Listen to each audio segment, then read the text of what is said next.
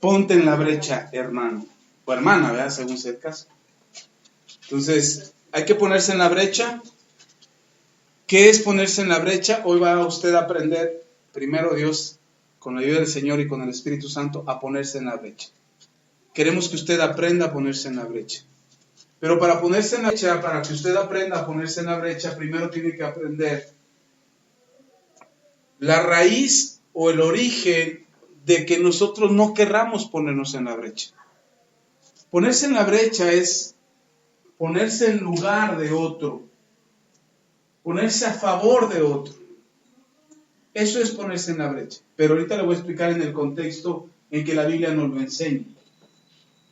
Pero a veces no queremos ponernos a favor de otro, porque hemos sido decepcionados, hemos sido heridos, hemos sido traicionados, hemos sido defraudados, hemos sido engañados, timados, o simplemente no nos han hecho nada, pero nosotros somos egoístas, envidiosos, rencorosos, y entonces eso también impide que nos pongamos en la brecha a favor de alguien, que podamos pelear por alguien que quizás no tiene la facultad, la habilidad o la capacidad de defenderse y necesita ayuda. A veces no lo hacemos, no porque no podamos, sino porque no queremos. Pero yo espero que con el mensaje del día de hoy usted tenga la disposición, las ganas, el ánimo de ponerse en la brecha, de ponerse a favor de alguien, de poder pelear a favor de alguien, de poder pedir a Dios a favor de alguien. Empezamos un ayuno el domingo 15 de enero, empezamos un ayuno de 40 días. No es, ay pastor, qué bien se le ve después de una semana de ayuno. No estoy ayunando todos los días, sino que durante estos 40 días usted puede ayunar todos los días que usted quiera. 1, 2, 3, 4 días por semana, los días que usted quiera usted puede ayunar. De preferencia que lo haga de la manera correcta y que lo haga con propósito y que lo haga con decisión y con carácter para hacer las cosas bien. Hoy le vamos a dar algunos aspectos por los que tiene que orar, algunas cosas en las que tiene que marcar su ayuno y su oración. Si usted ayuna y ora, créame, Dios le va a bendecir mucho. Pero no solamente a usted, sino que Dios va a bendecir a aquellos por los que oremos también. Y para ayudarlos, para fortalecerlos. Hay gente que está pasando por necesidad, hay gente que está en medio de un problema, hay gente que está en una situación difícil, pero queremos que Dios los ayude, queremos que Dios los levante, a ellos también, que ellos también puedan conocer y acercarse a Dios de la manera en que usted lo ha hecho ya. Entonces eso es ayudar a interceder y a ponernos en la brecha a favor de alguien. Pero ¿por qué no nos gusta ponernos a favor de alguien o interceder a favor de alguien? Lee Génesis capítulo 4.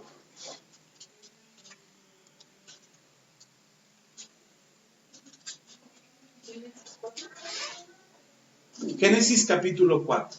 Su primer libro de la Biblia, en el capítulo 4. Vamos a leer a partir del versículo 1.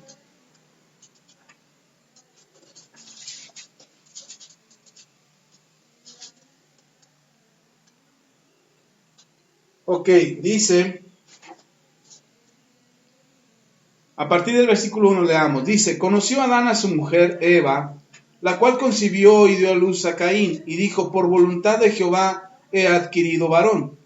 Después dio a luz a su hermano Abel, y Abel fue pastor de ovejas, y Caín fue labrador de la tierra.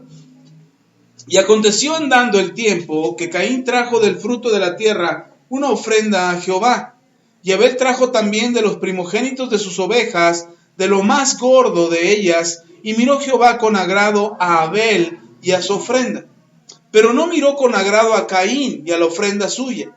Y se ensañó Caín en gran manera, y decayó su semblante. Entonces Jehová dijo a Caín, ¿por qué te has ensañado, y por qué ha decaído tu semblante? Si bien hicieres, no serás enaltecido, y si hicieres bien, el pecado está a la... y si no hicieres bien, el pecado está a la puerta. Con todo esto, a ti será su deseo, y tú te enseñorearás de él. Y dijo Caín a su hermano Abel, salgamos al campo. Y aconteció que estando ellos en el campo, Caín se levantó contra su hermano Abel y lo mató. Y Jehová dijo a Caín, ¿dónde está Abel tu hermano? Y él respondió, no sé, ¿soy yo acaso guarda de mi hermano? Y él le dijo, ¿qué has hecho? la voz de la sangre de tu hermano clama a mí desde la tierra. Hasta ahí hago una pausa. Y le voy a pedir que por favor cierre su Biblia un momento.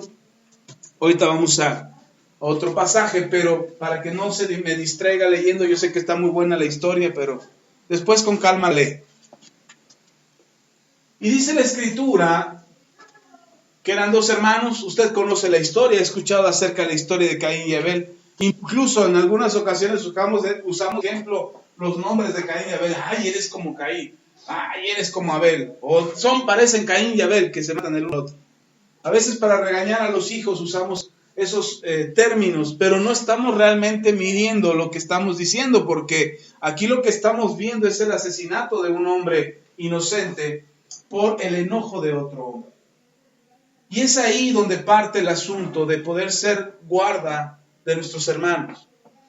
Dice que Caín mata a Abel y lo mata por una razón. ¿Por qué lo mató? Por enojo. Fue su enojo lo que lo cegó y lo llevó a matar a su hermano. Se enojó tanto, dice que no le pareció que Dios se agradara más de la ofrenda de Abel y se ensañó, dice se ensañó. ¿Alguna vez te has ensañado con alguien? Y dice que no solamente se ensañó, y se refiere que se ensañó con su hermano, ahora lo trataba mal, con desprecio, con enojo. A veces los hijos hacen eso con los hermanos, cuando se enojan, cuando regañan a uno por culpa del otro, y andan ahí murmurando. ¿Por qué tú dijiste? Cuando yo oigo murmurar a mis hijos, yo les digo, ¿qué hablan? Nada, no estamos diciendo nada. Pues ahí oigo murmuraciones o murmullos. ¿Qué dicen? No, nada. Porque yo sé que en los murmullos se puede desatar otra cosa. Se puede desatar un enojo mayor. Se puede desatar un coraje mayor. Y a veces no medimos las palabras. A veces decimos, es que son hermanos, así deben de tratarse. No, no deberían de tratarse así. Si son hermanos, menos deberían de tratarse así. Pero le damos una normalidad o una tranquilidad al tema porque no hemos aprendido del peso que tiene el ser el guarda de nuestro hermano. No hemos aprendido eso. Y aquí pasó algo muy duro, muy cruel, muy difícil. Resulta que Caín mató a su hermano.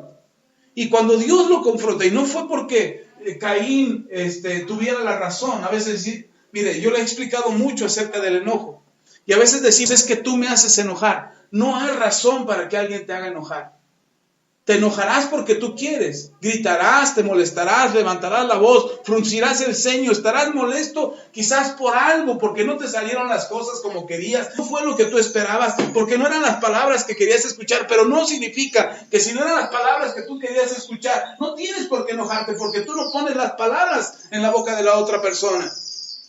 Con trabajo la otra persona las encuentra para decirlas y luego tú quieres poner otras. Y quieres que diga las que tú dijiste, las que tú querías, pues no menos, te vas a enojar. Y no hay razón para enojarse. Pero nosotros nos enojamos y le hacemos mucho caso al enojo. Caín se había molestado mucho con su hermano, se había enojado. Y fíjese cómo es Dios de bueno.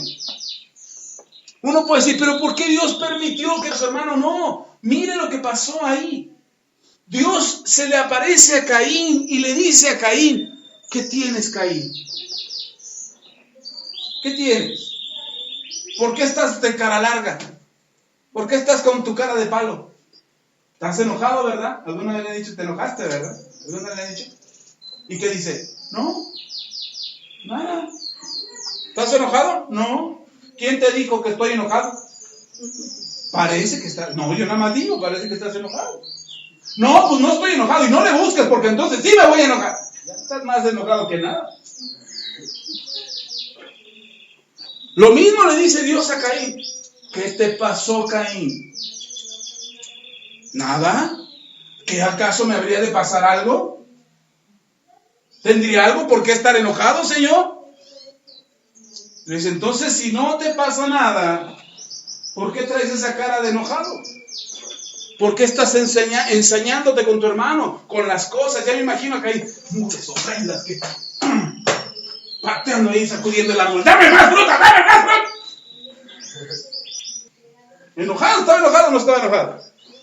Estaba enojado. Y Dios lo miraba de lejos. Ándale, está haciendo tu berrinche. Síguele, como vas bien. Caín ojo ahí. Y Dios le dice, ¿qué tienes, Caín? ¿Qué te pasa? Y Caín dice, no, nada. ¿Por qué voy a estar enojado? ¿Se te nota? ¿Se te nota que estás molesto? No, pues no estoy molesto de nada. Y le dice Dios, cuidado, porque el pecado está a la puerta de tu corazón. Ya está tocando a tu corazón el pecado. ¿Le advirtió o no le advirtió? Ya está tocando a la puerta de tu corazón el pecado. Pero todavía tienes oportunidad para tú enseñorearte sobre el pecado. Es decir, que el pecado no se enseñoree de ti. Que no le des lugar tanto al enojo como para que cometas una barrabasada, una barbaridad, cometas un homicidio o cometas cualquier pecado. Dios le está advirtiendo a Caín y le está diciendo, párate a tiempo. Para a tiempo tu carro, bájale de velocidad, bájale 2 rayitas a tu volumen. Algo haz para que le bajes a tu enojo, para que no le des lugar al pecado. ¿Sí está conmigo? Dios siempre te va a advertir acerca del enojo. Porque el enojo es un ladrón disfrazado de valentía o disfrazado de valor para que tú te armes y ahora sí, que venga quien quiera. Ya estás enojado. No eres valiente, estás bravo. Y como todo perro bravo, no es que el perro sea valiente, el que pasa es que esté enojado. Porque el perro es inteligente y sabe que si se mete en problemas le puede ir mal. Pero nosotros no. Sabemos que nos podemos meter en problemas y ahí vamos. Y nos metemos en los problemas. Y Dios siempre nos advierte y nos dice, no te enojes tanto. El pecado está a la puerta de tu corazón llamando para entrar. Solamente está esperando que salga otra palabra de tu boca para meterse a tu corazón y que tú hagas algo de lo que después ni siquiera te puedas arrepentir o ni te quieras arrepentir. Le dijo Dios a Caín, cuidado porque el pecado está a la puerta, pero tú tienes oportunidad de enseñorearte sobre el pecado. Es decir, que el pecado no te gobierne. ¿Cómo te enseñoreas del pecado? Parándote. Ya les explicaba hace 8 días. ¿Quieres arrepentirse? Dar la vuelta en sentido contrario y alejarme de aquello que me puede hacer un mal. Si yo me estoy enojando, miren, somos bien raros. Porque nos dicen, no te enojes. ¿Cómo no me voy a enojar? ¿Cómo no me voy a enojar? Si están diciendo no te enojes, lo más lógico es hacer caso a lo que te dicen, ¿no? Si te está diciendo no te enojes, tranquilo, mira, cálmate. No, parece que le damos lugar. Esa palabra que nos está diciendo tranquilo, no te enojes, bájale. Esa palabra es la voz de Dios diciéndole aguas, que el pecado está tocando a tu corazón. Y tú te puedes enseñorear de él o él se enseñoreará de ti. Es decir, tú puedes ser señor del pecado y decirle fuera de aquí, lárgate de mi casa, no te quiero ver. O que el Señor sea, o que el pecado sea tu Señor. Es tu decisión. Pero Caín, ¿qué hizo? No, está bien, con Dios, ¿no? Le dice Dios. Está bien, ya le bajo, ya me calmo. Ya no me digas nada, no, soy de palo. Ya entendí. Como dice usted, ya no me digas. Y entonces, en lugar de resolver las cosas, en lugar de calmar la situación, planea hacerle daño a su hermano. Y le dice, vente, vamos al campo, te voy a enseñar mis huertos. Vamos, y ahí va el otro. Y cuando están solos, lo mata. Y entonces Dios dice, ¿dónde está tu hermano? ¿Acaso Dios no sabía dónde estaba Abel? Dios sabía dónde estaba Abel. Pero de la misma manera en como le dijo, el pecado está a la puerta de tu corazón, pero tú te puedes enseñorear sobre el pecado. Lo que Dios le está diciendo cuando le pregunta, ¿dónde está tu hermano? Lo que Dios le está dando es la oportunidad a Caín de arrepentirse. De pedirle perdón. Sí, híjole, me enojé tanto que lo maté. Perdóname, Dios. ¿Pero qué hace Caín? No, si yo no hice nada. ¿Acaso yo tengo que andar cuidando a mi hermano? Y esa es la pregunta de hoy. ¿Tendrías tú que estar cuidando a tu hermano? Y no me refiero solo a tu hermano de sangre, a tu prójimo, al que está al lado tuyo. ¿Eres tú responsable de cuidarlo a él? ¿Eres tú responsable de ponerte en la brecha a favor de él? A lo mejor la otra persona es muy enojona, muy corajuda, de muchas palabras, habla de más, siempre se le salen cosas de más, y eso te molesta, ¿ok? ¿Qué hacemos? ¿Nos enojamos? Y planeamos cómo asesinarlo.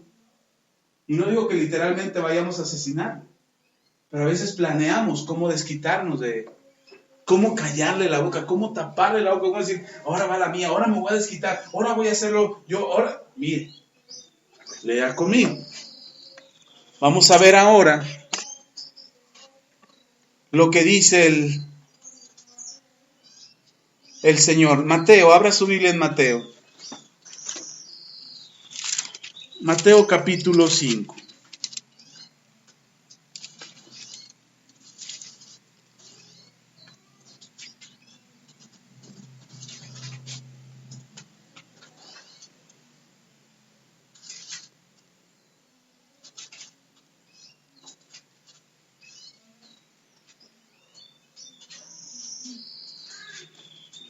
Perdón. ¿Ya está ahí? Mateo 5, versículo, vamos a leer a partir del versículo 21. Mateo 5, versículo 21. Dice la Escritura, oísteis que fue dicho a los antiguos, no matarás. ¿Cuántos están aquí dispuestos a matar? ¿O han hecho planes de matar a alguien? ¿O quieren matar a alguien? Aunque no hayan hecho planes. No me han faltado, pastor, nada más que no me animo. Pero dice el Señor, no matarás. Si yo pienso en matar, si yo pienso en asesinar a alguien, me estoy volviendo en ¿qué? En homicida. Es un pecado que está en mi corazón, quiero ser un homicida. Pero hay algo que nos frena. ¿Qué nos frena para no matar a alguien? Que ganas a lo mejor no nos faltan, pero ¿qué nos frena? Que dice, no lo voy a matar. Las consecuencias. Las consecuencias. Eso nos para. ¿Por qué? Porque me van a agarrar, me van a culpar y me voy a ir a dar al bote. O a lo mejor no es para tanto, pero tenemos miedo, no nos atrevemos a matar. Y no es meramente, y quiero aclarar esto, no es precisamente que seamos obedientes al mandamiento de no matarás. Cuando hemos predicado de Cristo a muchas personas, hemos predicado a mucha gente, no cuántas hayamos predicado ya, para que reciban a Cristo de la misma manera que ustedes alguna vez hicieron su oración de fe y recibieron a Jesús en su corazón. Le hemos predicado a mucha gente y he escuchado frases como, pero yo no soy tan malo, no he matado a nadie. Y consideran el matar como lo más grave, el pecado terrible o el pecado más terrible que se puede cometer delante de Dios, matar a alguien. Y decimos, no, yo no. Seré todo lo que quieras menos asesino. Luego en las películas salen los delincuentes ahí y le dicen, ahora mata a aquel. No, soy todo lo que quieras menos un asesino. Pero es un corrupto, un ladrón, un usurpador, un mentiroso. Es un montón de... Pero asesino no. Entonces se considera el pecado, o el matar se considera como el más grande de los pecados. Pero en realidad déjeme aclarar algo. Todos los pecados son iguales delante de Dios. Mentir es tan dañino como matar. Robar es tan dañino como matar. Es pecado delante de Dios. Dios no mide los pecados por tamaños. Dios mide todo el pecado por igual. ¿Sí está conmigo? Ok. Y si a veces nos ocurrió hacer algo así, y espero que nunca lo hayan hecho, pero si alguno lo hizo, puede arrepentirse delante de Dios. Yo no estoy aquí para juzgarlo, ni lo voy a llevar a la cárcel a nadie, pero es importante que sepa que matar es pecado delante de Dios. Y quizás no lo hacemos, como decía David, no lo hacemos por las consecuencias. Pero lea lo que dice el Señor Jesús, lea conmigo. Dice el Señor Jesús, oísteis que fue dicho a los antiguos, no matarás, y cualquiera que matare será culpable de juicio. Es decir, al que mata, que hagan un juicio y que lo metan a prisión, o que lo maten también. Versículo 22. Pero lea, dice el Señor Jesús: pero yo os digo que cualquiera que se enoje contra su hermano será culpable de juicio. Es decir, cualquiera que se enoje será como si hubiera matado. ¿Cuántos quieren seguirse enojando? Yo, pastor, me encanta sentir la adrenalina hasta arriba cuando me enojo. Cómo se me paran los pelos y se me tuerce la boca por el coraje que estoy haciendo. Me encanta, pastor, yo quiero seguirme enojando. El Señor compara y dice: aquel que se enoja es como si hubiera matado a su hermano. A veces no lo vemos así, ¿verdad? Pero ¿por qué dijimos que Caín mató a Abel? Por enojo. Estaba tan enojado que solamente dio unos pasos con su hermano y en la primera oportunidad lo mató. ¿Sí está conmigo? ¿Se da cuenta el peligro que es y el daño que puede causar? Ay, pastor, no es para tanto, está exagerando. No, vea, mira las consecuencias del enojo. Y cuando nos enojamos tanto o estamos tan enojados, nos ciega el enojo y decimos cada cosa que a veces duelen más las cosas que decimos que si le hubiéramos puesto unos guamazos. ¿No? Le pones 2 guamazos, al rato se le hincha, se le baja lo hinchado, pero ya. Pero se le pasa lo hinchado y ya. Pero las palabras quedan de por vida. Porque nos enojamos. ¿Sí está conmigo? Ay, pastor, ya no me pegue tan duro. Estamos aprendiendo, porque el asunto es cambiar.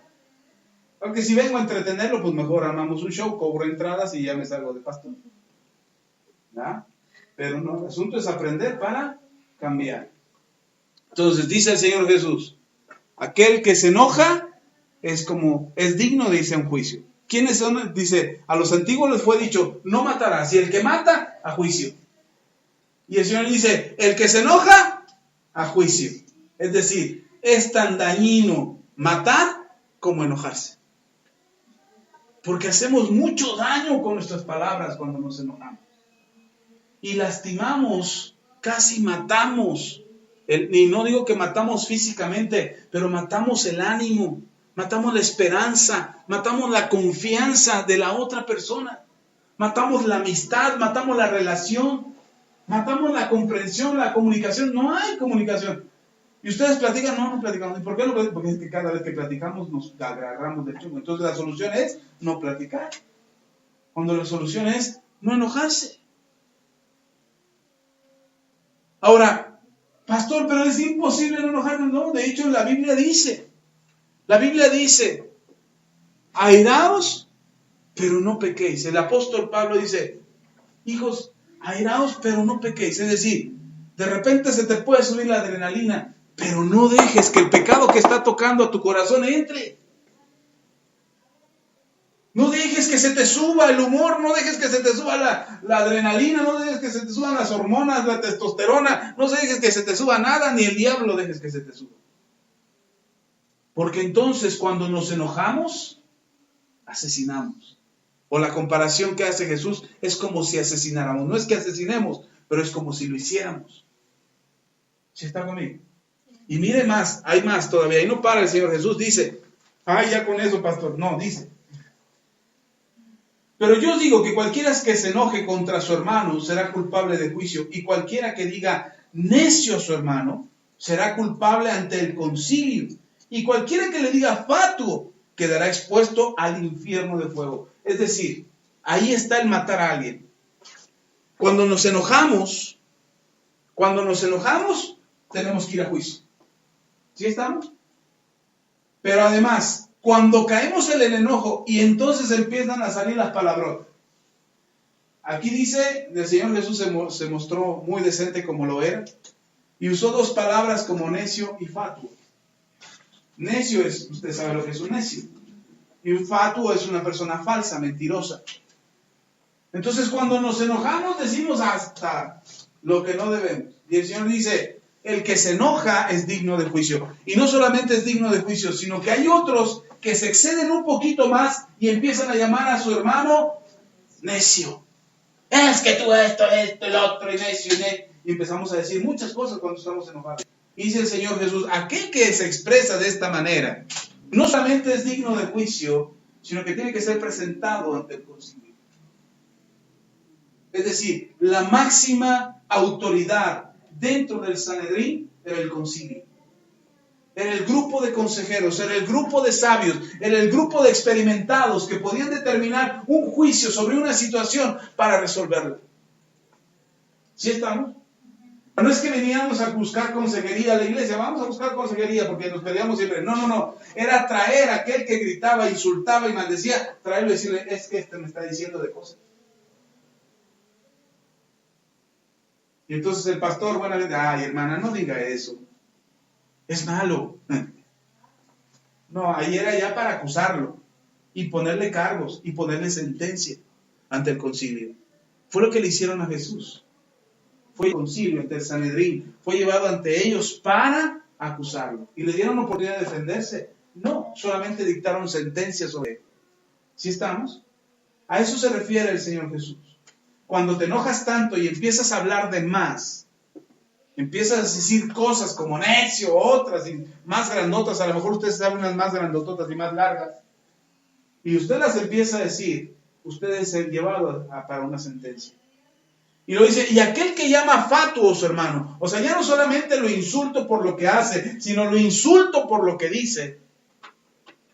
Estoy insultando toda su persona.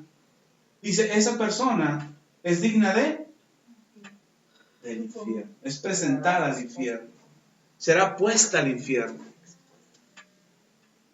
¿Sí estamos? ¿Entiende la gravedad del asunto? Lea conmigo, terminemos. Ay, todavía hay más, pastor. Sí, hay más. Dice, por tanto, si traes tu ofrenda al altar y ahí te acuerdas de que tu hermano tiene algo contra ti, deja ahí tu ofrenda delante del altar, anda y reconcíliate primero con tu hermano y entonces ven y presenta tu ofrenda.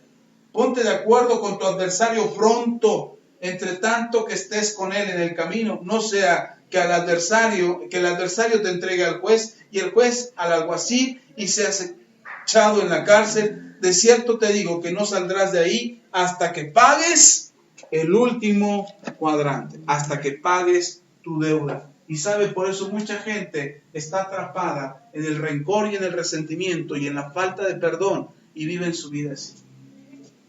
Porque además no tenemos la capacidad de pagar tales ofensas. No tenemos la capacidad de perdonar. No tenemos la capacidad, no tenemos la capacidad de pagar la deuda que se nos marcó y nosotros queremos que esa deuda sea cobrada con las mismas capacidades o con los mismos intereses o al mismo precio que nos pagaron a nosotros con esa moneda. Es decir, si me la hicieron, que me la paguen. Si me gritaron, estoy esperando la oportunidad para gritar. Si me dijo necio, yo estoy esperando la oportunidad para decirle a ella o a él. Y contestarle de la misma manera, tratarlo de la misma manera. ¿Y sabe cuándo vamos a terminar? Nunca se termina. En los pueblos antes, no sé si ahora se dé mucho, pero antes yo me acuerdo, en algunos pueblos allá por mi tierra, resulta que te enterabas de que habían matado a uno de la familia de los López. ¿Y entonces cómo se llamaban los otros? Los García. Entonces ya mataron a uno de los López. Y entonces, venían todos los García, venían todos los López y mataban a uno de los García. Ya mataron a uno de los García. Ahora, venían todos los García a matar a uno de los López. ¿Cuándo se terminaba eso? Nunca. Hasta que se acabó una de las familias. Así es. ¿Te acuerdas de la película de los tres García? Hasta que acabamos con los López. Ese era y no acabaron porque quedaba una. Les platico, no, ya la vi. Pero esa es la historia siempre. Y en el matrimonio pasa lo mismo, y en la familia pasa lo mismo, y entre los hermanos pasa lo mismo. Si Caín hubiera golpeado a Abel tan fuerte y tan duro que no lo matara, pero quedara lastimado, yo no sé cómo se levantaría Abel. si Abel tendría la capacidad de parar el pleito con su hermano y perdonarlo o querer tomar venganza. No lo sé. Pero lo que sí sé es que Caín guardó tanto rencor en su corazón, tanto enojo en su corazón, que lastimó a su hermano. El enojo nos impide orar por alguien. El enojo nos impide hablarle de Dios a alguien, compartirle de Dios a alguien. El enojo nos impide. Porque está bien que yo me salve, pero el otro no, que se vaya al infierno, que se pudra, que pague todo lo que me hizo. Porque si le hablo de Cristo, a lo mejor y se arrepiente. Y al rato hasta la iglesia viene. Y no queremos, porque estamos enojados. Porque tenemos enojo en el corazón. Pero ponga mucha atención en lo que dice el Señor Jesús. Dice, si tú traes tu ofrenda al altar y te acuerdas que tu hermano tiene algo contra ti, ve y reconcíliate con tu hermano. Y luego vienes y presentas tu ofrenda. ¿Sabe para qué era la ofrenda? Para conseguir el perdón de Dios. Y entonces Jesús, bueno, que es Dios también, pero en ese momento Jesús les dice, si ustedes quieren el perdón de Dios y traes tu ofrenda al altar para que Dios te perdone, pero te acuerdas que tu hermano tiene algo contra ti, deja tu ofrenda en el altar, no la presentes. Ve, reconcíliate con tu hermano y luego buscas el perdón de Dios. En otro texto el Señor Jesús enseñó al respecto, en el Padre Nuestro, en el capítulo, en unos versículos más adelante. El Señor Jesús dijo, cuando ores, oren así. Padre nuestro, que estás en ustedes, se sabe el Padre nuestro. Y termina el Padre nuestro diciendo, y perdona nuestras deudas, como nosotros también perdonamos a nuestros deudores. Y más adelante el Señor Jesús explica y dice, porque si ustedes no perdonan a sus hermanos sus ofensas, vuestro Padre que está en los cielos tampoco les perdonará a ustedes sus ofensas. ¿Sí está conmigo? Por eso el Señor Jesús dice, si traes tu ofrenda para que Dios te perdone, porque así era la ofrenda antes para recibir el perdón de Dios. Si traes tu ofrenda para que Dios te perdone, pero tu hermano tiene algo contra ti, ni siquiera dice, y tú tienes algo contra tu hermano. ¿O dice eso? No dice, si tu hermano tiene algo contra ti, primero ve, reconcíliate con tu hermano. Ay, pero yo no tuve la culpa. Ve y reconcíliate. Pero yo no le dije nada. Ve y reconcíliate con tu hermano. Pero él fue el que empezó. Ve y reconcíliate con tu hermano. Me acuerdo cuando David estaba más chico, que de repente se enojaba con sus hermanos. Yo le decía a David, ve y pídeles perdón. Pero si yo no les hice, ve y pídeles perdón. Pídeles tu perdón. Ay, pero porque yo, ellos fueron los que empezaron, yo porque... Ve y pídele perdón a tu hermano. Y entonces él venía y le pedía perdón, y luego ya les decía yo a ellos, ahora ustedes pídanle perdón. Y parecía que era injusto con mi hijo. Pero no, estaba formando su corazón y su carácter. Para entender que no importa quién la hizo, lo que importa es quién la para. Es que él empezó, ahora páralo, deténlo. ¿Cómo lo detienes? Ve y reconcíliate con tu hermano. Y después de que te reconciliaste con tu hermano, ahora sí, vienes con Dios y le dices a Dios, Señor, aquí está mi ofrenda, ¿me perdonas a mí? Te pido perdón por mí. Yo ya perdoné a mi hermano, no me debe nada. Ahora tú, Señor, perdóname por favor a mí. Ten misericordia de mí. ¿Sí está conmigo? ¿Y qué nos sirve estar en paz con los demás y no enojarnos? No enojarnos tanto. Ahora su Biblia en Ezequiel. Libro de Ezequiel, capítulo 22. ¿Por qué es importante estar en paz con mi hermano? ¿Por qué es importante llevar la fiesta en paz? Estar en paz, reconciliarme, buscar la paz. ¿Por qué es importante perdonar a mi hermano? No enojarme tanto, que no se ponga el sol en mi enojo. Sí, a lo mejor me molesta algo y a lo mejor pongo una mala cara, pero lo dejo pasar, eso se resolverá. Es decir, el día de hoy no traigo el enojo de ayer, pero somos rencorosos que traemos enojos acumulados por días. Te termina el día, te vas a dormir y al otro día te levantas con cadena. ¿Y ahora tú qué tienes? Nada. ¿Tengo que tener algo? 22. Ezequiel 22. ¿Tengo que tener algo para dormir mal? El colchón ya tiene muchos resortes salidos. Es el rencor acumulado. Es el enojo acumulado.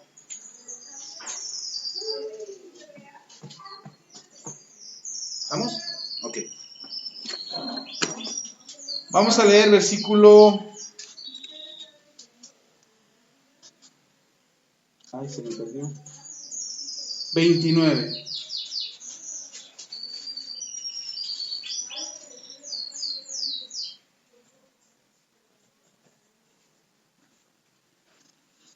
Dice el versículo 29 y 30. Hasta el 31 vamos a leer. Dice: el pueblo de la tierra usaba la opresión y cometía robo. Al afligido y menesteroso hacía violencia. Al extranjero oprimía sin derecho. Dice el 30. Y busqué entre ellos hombre que hiciera vallado y que se pusiese en la brecha delante de mí a favor de la tierra para que yo no la destruyese, y no lo hallé. Por tanto, derramé sobre ellos mi ira, con el ardor de mi ira los consumí. Hice volver el camino de ellos sobre su propia cabeza, dice Jehová el Señor. Vamos a leer otra vez el versículo 30. Y busqué entre ellos hombre que hiciese vallado y que se pusiese en la brecha delante de mí a favor de la tierra, para que yo no la destruyese, y no lo hallé. Amén. Dice el Señor, hay muchas cosas que le están pasando a la gente. Hay muchas cosas que le está pasando a México. Hay muchas cosas que le están sucediendo a esta nación y a nuestra sociedad. Y dice el Señor, y me asomé. Vine a ver quién estaba orando, intercediendo a favor de ellos. Que se pusiera entre ellos y yo, para que yo no soltara mi ira, mi enojo. Pero no encontré a nadie. Hay una película que me gusta mucho, una escena de esta película, no toda la película, pero es interesante la historia. Ya la hicieron película, se llama Troya, la película de Troya. Pero hay una escena que cada vez que la veo, yo lloro. Y no es cuando muere Aquiles, no.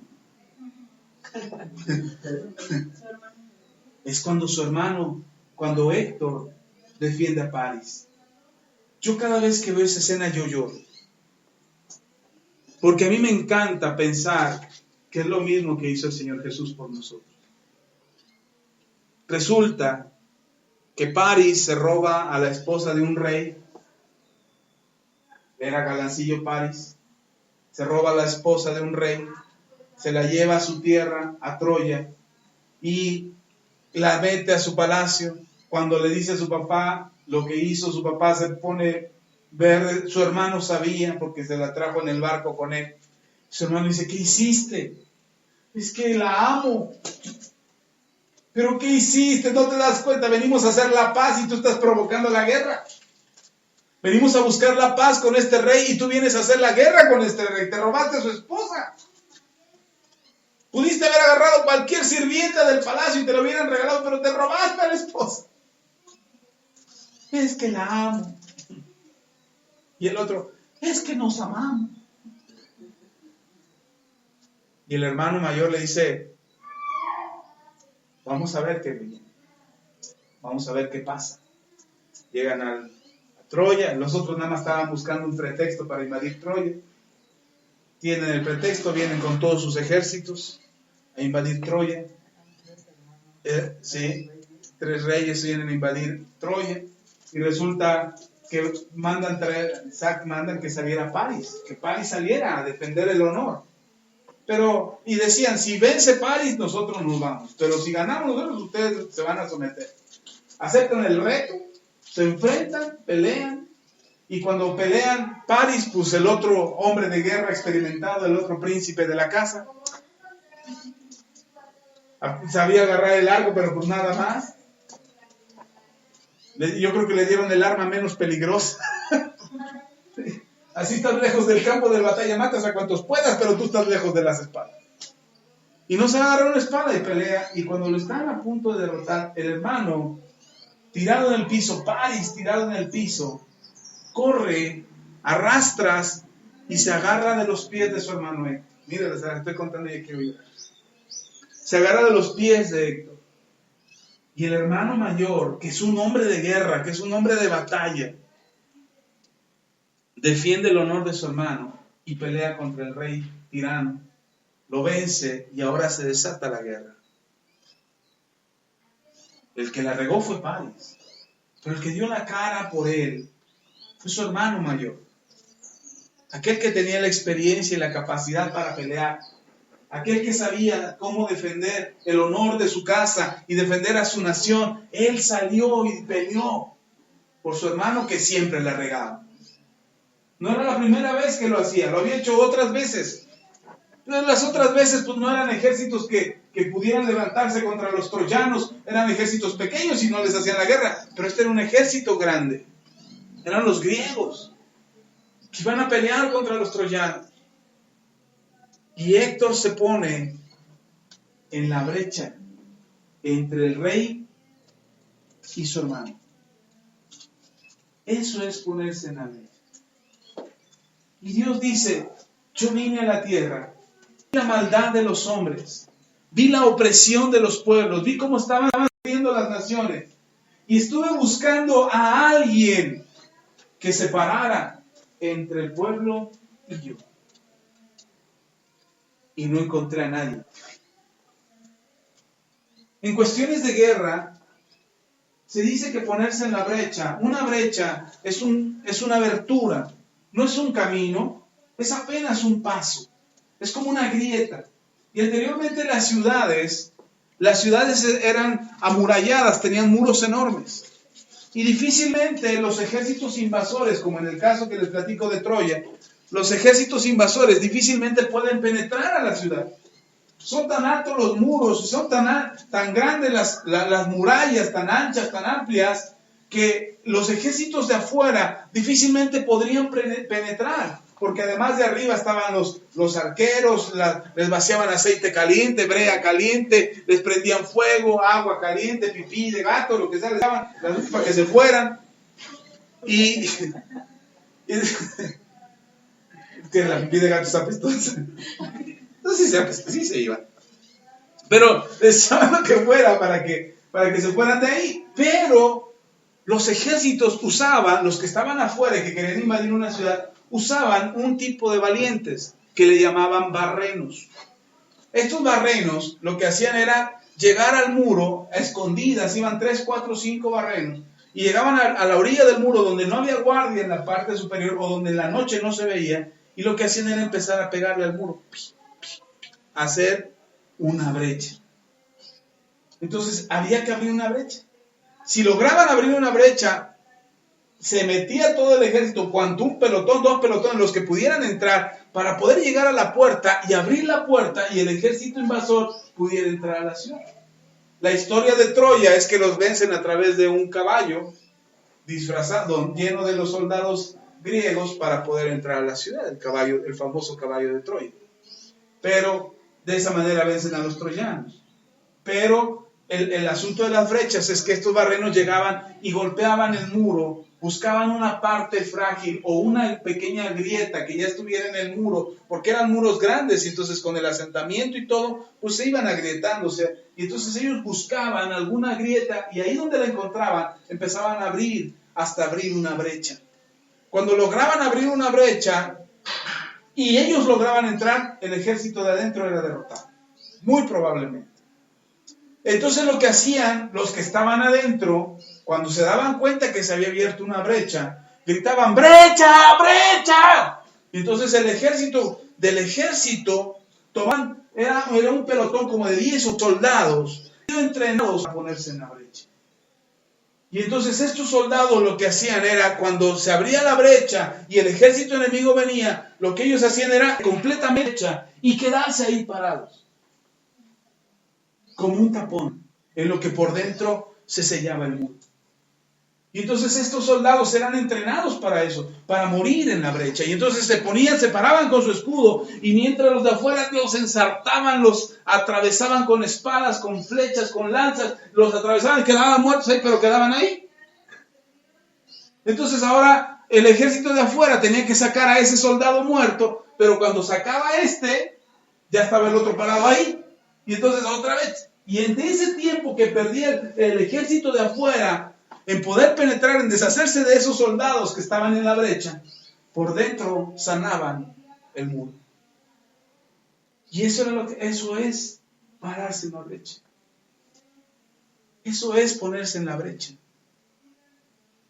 Y el asunto es que no lo hemos aprendido a hacer a favor de otros. No hemos aprendido a ponernos en la brecha a favor de otros. Y cuando el juicio de Dios viene a la tierra, cuando Dios visita la tierra para ver la maldad de los hombres, y Dios permite que la maldad se multiplique, no porque Dios quiera que haya maldad, sino porque la necedad del corazón del hombre hace que la maldad se multiplique, no hay quien se ponga en la brecha.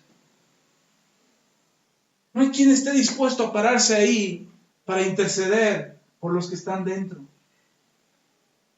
Y uno puede decir, pero qué cruel que mandaran a esos soldados a morir. Ellos sabían que iban a morir.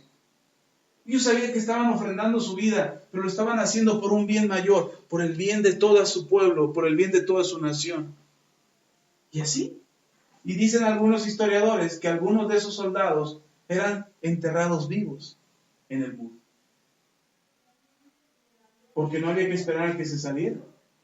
No se podían esperar a salir. Era como el relleno de la brecha. Y ahí los sellaban y ciérrale, y ahí el otro se queda, espérate, queda. No, ahí se queda. Y mientras por dentro ya habían sellado otra vez. Y de aquí que volvieran a ver, sabrían que de arriba tenían que proteger para que ningún soldado enemigo volviera a abrir una brecha en ese lugar. Eso es pararse en la brecha. Y de eso habla el Señor y dice, busqué quien se parara en la brecha, quien estuviera firme en la brecha, y no encontré a nadie. Dentro de la iglesia, en nuestra iglesia, hay una área de oración que se llama Firmes en la Brecha. Estamos orando y estamos intercediendo a favor de todos los que lo necesitan.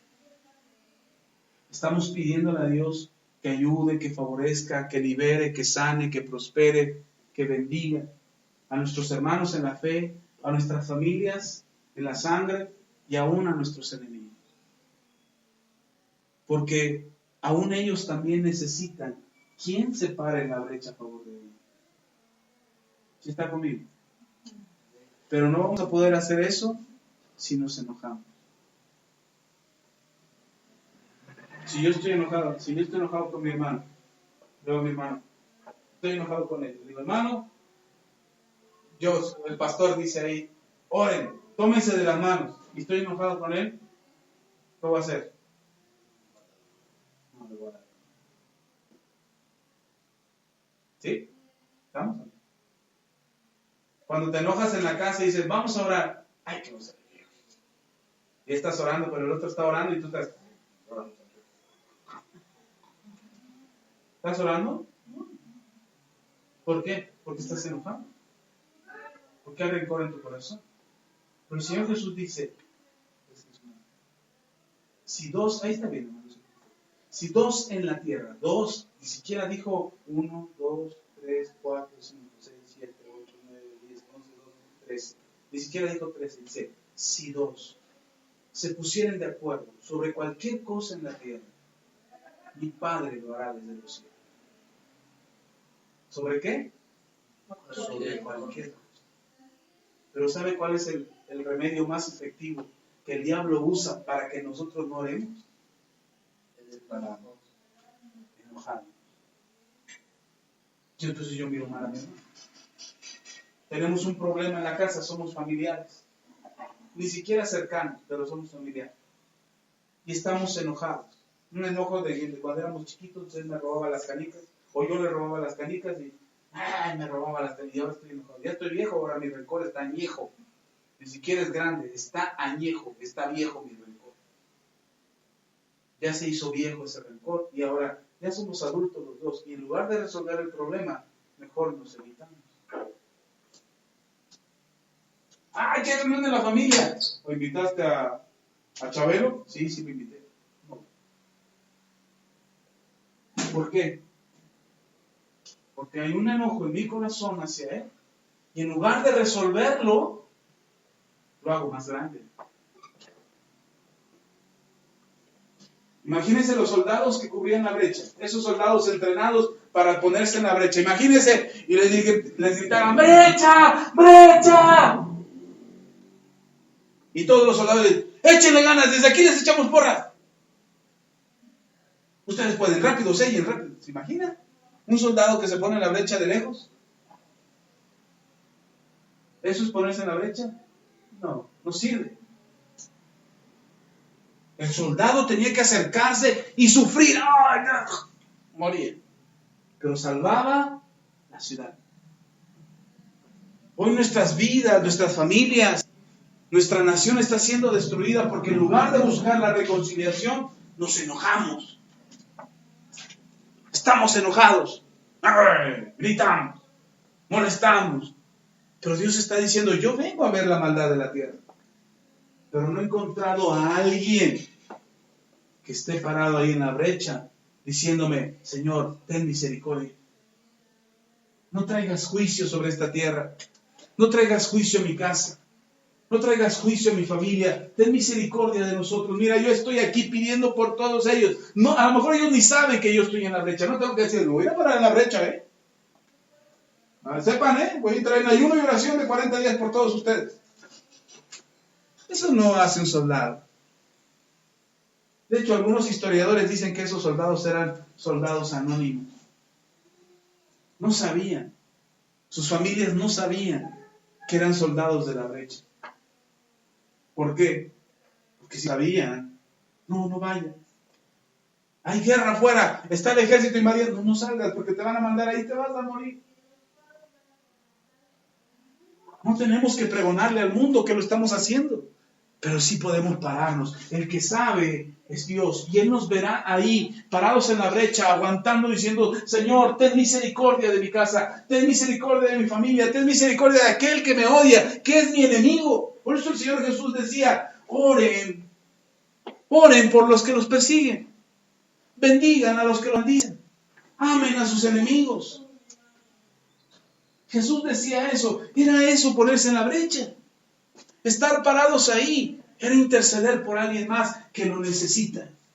¿Sí está conmigo? La gente necesita a alguien que se pare en la brecha. Tu familia, tus amigos, tus conocidos, los hermanos de la iglesia. ¿Se ha preguntado por qué no vienen algunos? Y a lo mejor se enojan, como dicen, por flojos. Pero ¿qué tal que si están pasando por una necesidad? ¿Qué tal que si su lucha es grande y necesitan que alguien se pare ahí e interceda por ellos para que ellos les demos tiempo a sanar el muro y a levantarse y a estar seguros y decir, ya estoy listo? Ahora sí, sigamos. ¿Sí está conmigo? Necesitamos ponernos en la brecha. Nosotros dentro de la iglesia tenemos esta área de oración que se llama Firmes en la Brecha. Usted se quiere enterar, puede entrar en Facebook. Ahí ponemos algunas peticiones de oración, algunas necesidades de oración, algunas enseñanzas que vale la pena escuchar. Y lo ponemos ahí. Pero como parte de esta oración, en este tiempo de ayuno y oración, la pastora recibió unas instrucciones acerca de cómo ayunar y orar, o por qué estar orando durante estos 40 días de ayuno y oración. Y estas están aquí. Hoy en la mañana compartió de esto la pastora allá en la iglesia. Si usted se quiere enterar de qué es lo que dijo la pastora, lo va a oír mañana en YouTube. Hoy en la noche lo subo y mañana ya estará en YouTube. Lo puede escuchar ahí en el canal de YouTube. Y si no, de todos modos aquí está clarísimo qué es lo que usted tiene que orar. O sea, no está hoy en YouTube. Es que no, en YouTube no voy a orar. No, aquí está clarísimo. Les trajimos una copia a ustedes para que ustedes puedan orar por estas necesidades. Al final se las damos. Pero necesitamos ponernos en la brecha. Pastor, ¿y cómo le hago entonces para no enojarme? Respuesta, Efesios capítulo 4. Con esto termino. Efesios capítulo 4. Si Dios te pregunta, ¿y tu hermano? ¿Y tu esposo? ¿Y tu hijo? No le va a decir, que yo tengo que andarlo cuidando, ya está grandecito. Semejante viejonote, ya tanto hay que andarlo mimando. No. No va a decir, ¿qué acaso tengo que ser guarda de mi hermano? Pues sí. Y ponerte en la brecha. ¿Sí estamos? Tienes que orar por tu hermano. Tienes que pedirle a Dios por tu hermano. Y el enojo se te va a quitar, vas a ver. Pero vea, por si todavía le queda algo de enojo ahí, Efesios capítulo 4. Dice la Escritura, Efesios 4, versículo 22 en adelante. Es decir, como una hermana que me dijo, sí soy enojona, y no se me quita. No me va a decir eso porque la vamos a excomulgar de la iglesia. No. Nosotros no hacemos eso. No, nosotros no hacemos eso. Pero dice el versículo 22 en adelante, dice, en cuanto a la pasada manera de vivir, despojados del viejo hombre. Efesios 4, 22 en adelante. En cuanto a la pasada manera de vivir, despojados del viejo hombre, que está viciado conforme a los deseos engañosos, y renovaos en el espíritu de vuestra.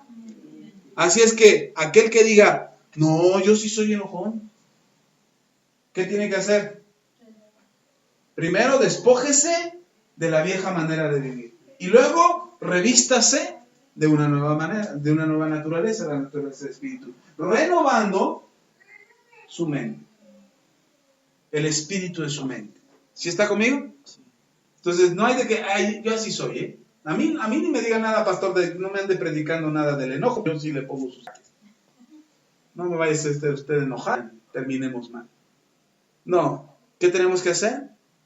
Despojarnos de esa vieja naturaleza, que está viciada además, dice. Eso del enojo no es nada sano. Ok, sigamos. Ya se me acabó el tiempo. Dice, y renovaos en el espíritu de vuestra mente. 24. Y vestidos del nuevo hombre, creados según justicia y de la verdad. Yo ya no actúo como actuaba antes, diferente. ¿Por qué? Porque ahora tengo la naturaleza que Dios me dio. ¿Sí está conmigo? Ya no pienso igual ni actúo igual que antes. Ahora mi actitud y mi comportamiento es diferente. ¿Sí está conmigo? Ok. Ya no soy igual que antes. Es que yo era enojón. Era. Ya no. Es que eso no se... Mire, le voy a decir un secreto. No le pida a Dios que lo cambie. He escuchado muchas oraciones, no aquí, no digo que aquí, pero en otras iglesias. He escuchado oraciones como, Dios, cámbiame. ¿Sabe qué le va a decir Dios? Cambia tú. Te he dado todo para que cambies. Ya vencí a Satanás, ya vencí la carne, ya vencí el pecado, ya vencí tu vieja naturaleza. Nada más quítatela. Despójate de esa vieja naturaleza y empieza a actuar diferente. Empieza a ser diferente. ¿Sí está conmigo? Ahora, si me faltan las fuerzas para cambiar por completo, eso sí le puedo decir al Señor. Señor, dame fuerzas para cambiar. Dame convicción para cambiar. Dame el tiempo, la certeza y el entendimiento y la sabiduría para cambiar. Pero el deseo de cambiar está en ti y la acción de cambiar está en ti. ¿Sí están conmigo?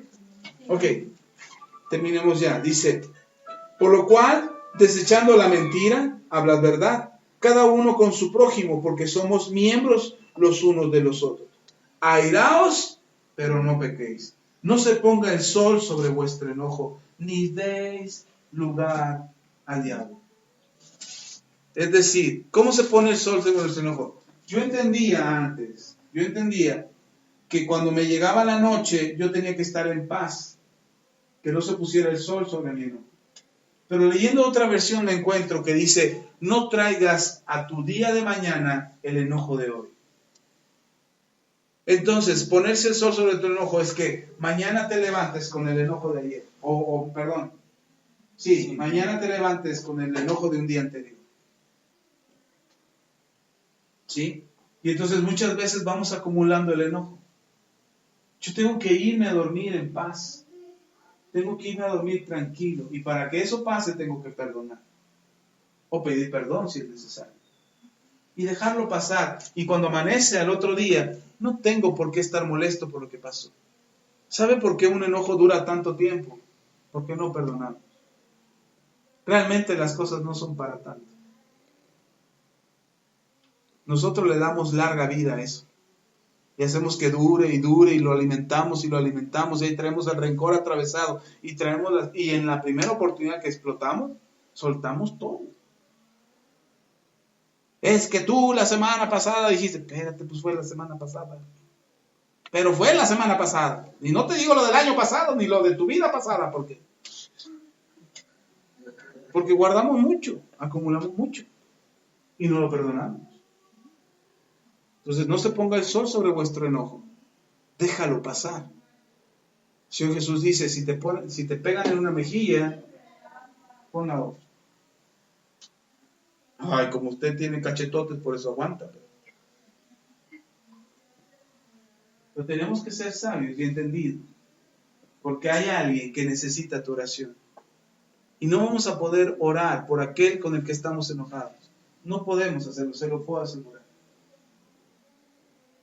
Por eso cuando está el pleito en la casa o en la familia, no podemos buscar la paz porque hay un enojo ahí que nos está perjudicando e impide que haya paz. Pero podemos buscar la paz.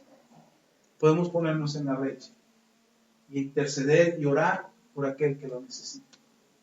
Puedes orar por tu esposo, por tu esposa, por tus hijos, por tu familia, por tus vecinos, por tus enemigos. Ay, pero ¿cómo voy a orar por mis enemigos? Hay un mensaje que apenas subí que se llama El fracaso de otros no es mi éxito. Escúchelo si puede. Pero uno de los errores que tenemos es que le vaya mal para que a mí me vaya bien. No es cierto. Así no funciona. Que lo que dijo le salga mal.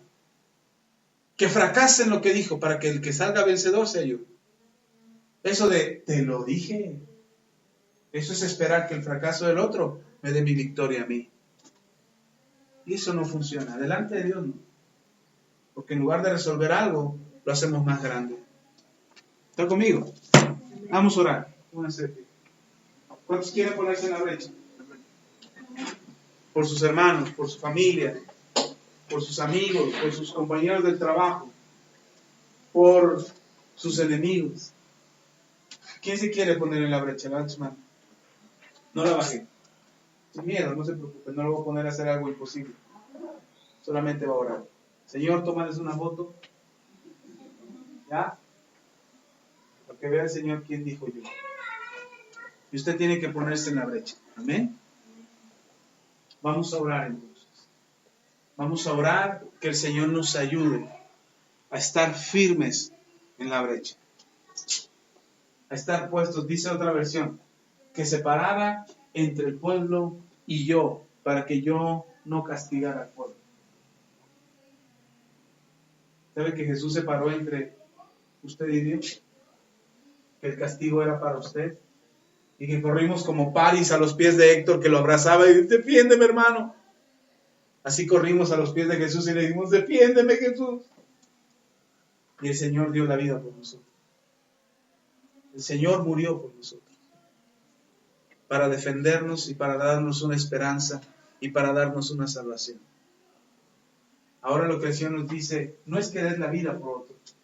Lo que el Señor dice es, párate ahí, intercede por otro, pídele a Dios por otro. ¿Sí? No te enojes con tu hermano, no te vuelvas un homicida. No insultes a tu hermano para que no seas juzgado, no caigas a juicio y no seas puesto frente al infierno por causa de lo que hiciste. Amén. Vamos a orar. Padre, te damos gracias. Gracias, Señor, te doy por la vida de mis hermanos, por cada uno de ellos, por la disposición de su corazón de ponerse firmes en la brecha. Te pido, Padre, en el nombre de Jesús, que entendamos que tenemos que ponernos firmes en la brecha, de pararnos en la brecha a favor de otro, que nos corresponde a nosotros que hemos conocido la gracia y el favor de Dios, el interceder por alguien más, por alguien que lo necesita, por alguien que le hace falta, aun cuando sea nuestro enemigo. Te pido, Padre, en el nombre de Cristo Jesús, que tengas misericordia de aquellos que necesitan de tu ayuda y de tu socorro, que quizás no hemos hecho lo suficiente y no nos hemos parado en la brecha lo suficiente como para poder interceder y clamar por aquellos que tienen tanta necesidad, que les hace falta un clamor, que les hace falta una ayuda, una mano que los levante. Padre, permite que seamos nosotros instrumentos tuyos para ponernos en la brecha e interceder por aquellos que tanto lo necesitan. Padre, también te pedimos que nos ayudes a despojarnos de nuestra vieja naturaleza. Danos la fuerza de deshacernos de ese viejo hombre contaminado, corruptible conforme al mundo, que se enoja tanto, que se enfurece tanto por cosas tan insignificantes de las cuales ni siquiera tenemos el control y ni siquiera podemos resolver. Pero ayúdanos, Señor, a tener la fuerza y la capacidad para despojarnos de esa vieja naturaleza y revestirnos de una nueva naturaleza, donde el enojo y la ira, Señor, no estén en nuestro corazón como argumentos válidos para defendernos. Ayúdanos, Señor, en el nombre de Jesús. Ayúdanos, Señor. Danos la fortaleza, la sabiduría y la inteligencia para cambiar, para sacar de nuestras vidas el enojo. Te lo pido, Padre, en el nombre poderoso de Jesús. A ti la gloria.